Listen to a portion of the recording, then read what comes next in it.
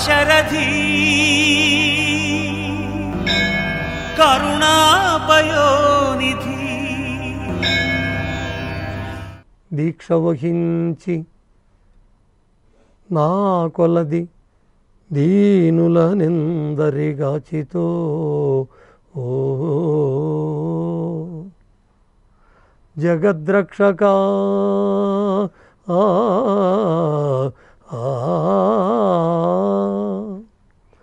దీక్ష అంటే ఆయనకు దీక్ష ఉంది. ఏమిటా దీక్ష?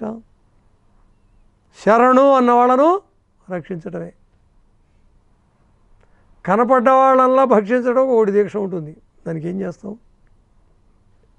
ఇదేంటంటే లౌకిక పరంగా కొన్ని చెప్పాలి కాబట్టి చెప్పడం, చమత్కారం కోసం చెప్పడం ఇది. కానీ ఇది అట్లా కాదుగా. దీక్ష వహించి నా కొలది దీనుల నిందరగాచితో జగద్రక్షక తొల్లి ఆ ద్రుపద రాజతనూజ తలచి. ఆమె ద్రుపద రాజతనూజయైనటువంటి ఆ పరమ పతివ్రతామణి పాండవ పట్టమహిషి. ఆమె దేవా కృష్ణ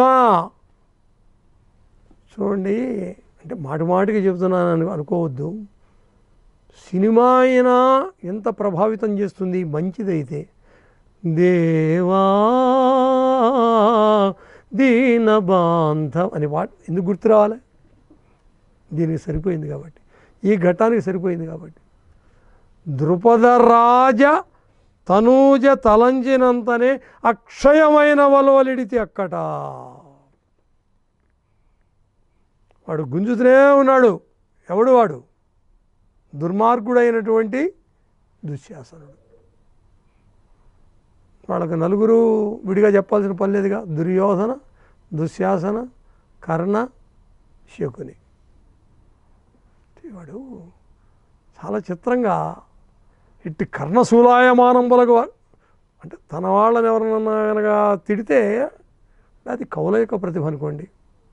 దుర్యోధనుడు కర్ణుడు ఏమందించేవాడు కాదు. సరే, అది వేరే విషయం.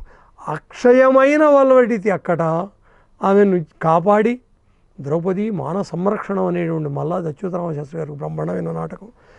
నా మొర్ర చిత్తగించి ప్రత్యక్షముగా వదేమిటికి దాశరథి కరుణా పయోనిధి.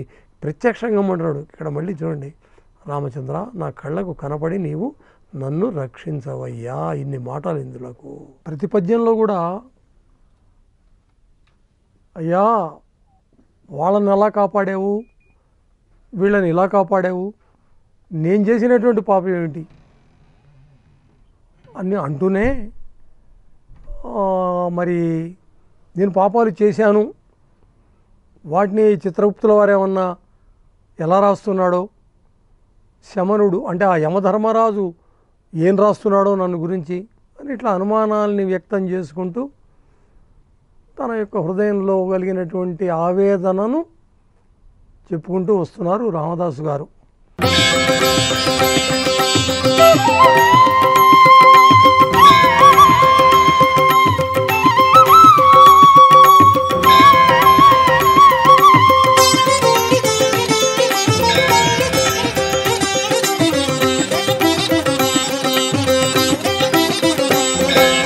దాశరథి